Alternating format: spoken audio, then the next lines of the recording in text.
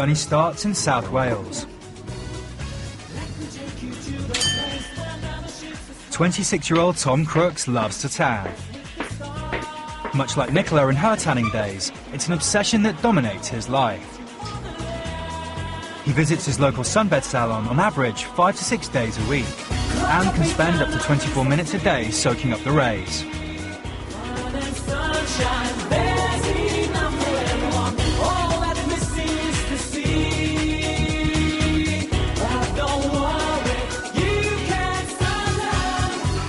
But Tom's tanning regime doesn't just stop at sunbeds. His search for the perfect tan continues at home. Nicola's come to Wales to find out just how far he's taken his tanning obsession. Oh, God. Here we go. Here we go. 2 tinted moisturisers. Oh, are they instant tan? That's instant tan, that one is. And that one's instant tan. With, Is there so is there bronzer in that? yeah, there's triple bronzer in there. To make it work more? Yeah, to enhance the rays.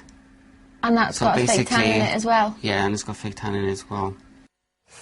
Ah, there was somebody who really was addicted. Nicola joins us now with the dermatologist, Professor Nicola, who also features in the documentary. Good morning to you both. Good morning. Let's start with your experience with Girls Aloud, because in the early days, you had to do all the whole tanning thing as well to look the same colour as the others. Is that right?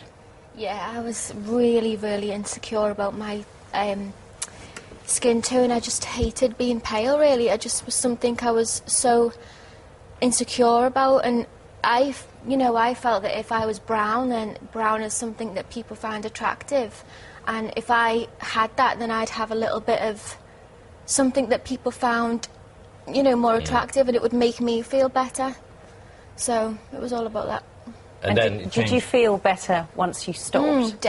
Oh no, once I stopped. Yeah. It was kind of a long process. It was a little bit like, it was like cold turkey for a while. It was like, a lot of self-convincing, and I'm very lucky to be in our team. We're surrounded with very strong women and a lot of good influence, and so it took me a little while to kind of get used to it, but I'm so happy I'm on the other side of the fence now.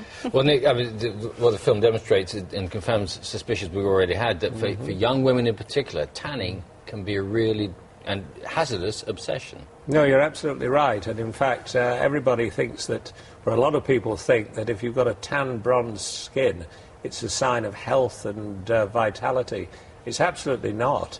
It's actually no record at all of what your inner health is, and what's more important, you're going to in 10 or 20 years look wrinkled, crinkled and mottled, as well as having a risk of skin cancer. I think it's that subconscious that tells you you're more healthy because you feel like you look better. Like, if you can imagine when you come back off holiday, not so much for me because I don't tan, but you're constantly told, oh, you look really healthy, you look like you have a good colour, and then of course people want them comments all year round because it makes them feel better about themselves. And then, of course, they go to the sunbed to try and achieve that. It's important to make the distinction, isn't it, Nick, between sort of the self-tans that come out of a bottle that you put directly onto your skin that will turn your skin a different colour, and sunbeds, tan accelerators. The bloke you were speaking to was injecting. Yes. Yes, the injectables are actually very, very unsafe. They're totally unproven, they're totally unregulated. Don't go off and have injectables for your tanning. The reason that people feel healthier and they think they look healthier after they've been on holiday is that the sun not only tans, but it actually causes a swelling of the skin. So if you've got a few wrinkles and crinkles, they're actually temporarily puffed out, and that's why you look so glowing. In the film, you explained to, I think it's one young woman, the damage that she's doing. Let's take a look at that. His face is being photographed using an ultraviolet imaging machine, which reveals the true underlying damage to too much sun exposure. Right, all of this is sun damage. Let's see the other side.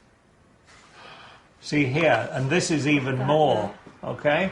This is even more. This area here is really quite dark and pigmented, and that's worrying, and this here as well.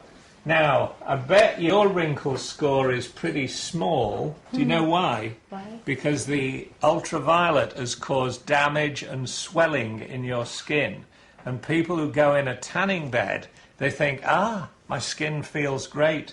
because it's all plumped up with that damage that the sun's done, and it temporarily gets rid of your wrinkling. But what it's doing long term is in 10 years, you're going to have a hell of a lot more wrinkles.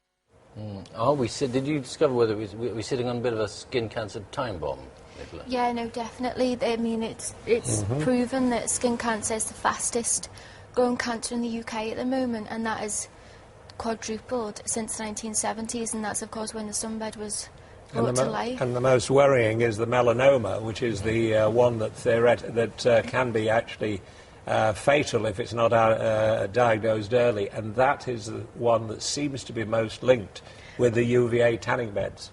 Well, I met a girl. I mean, there's a lot of misconceptions about malignant melanoma and who's at risk and who isn't at risk, and a lot of, well, I know that my view on it used to be that, you know, I am probably the most at risk with having pale skin and freckles, but not at all. Like, I went to visit a family whose daughter was 24, 25, a lady called Hayley, and she'd died, and she was olive-skinned and never used the sunbed, dark hair, and I think that a lot of people are under the influence that it won't happen to me.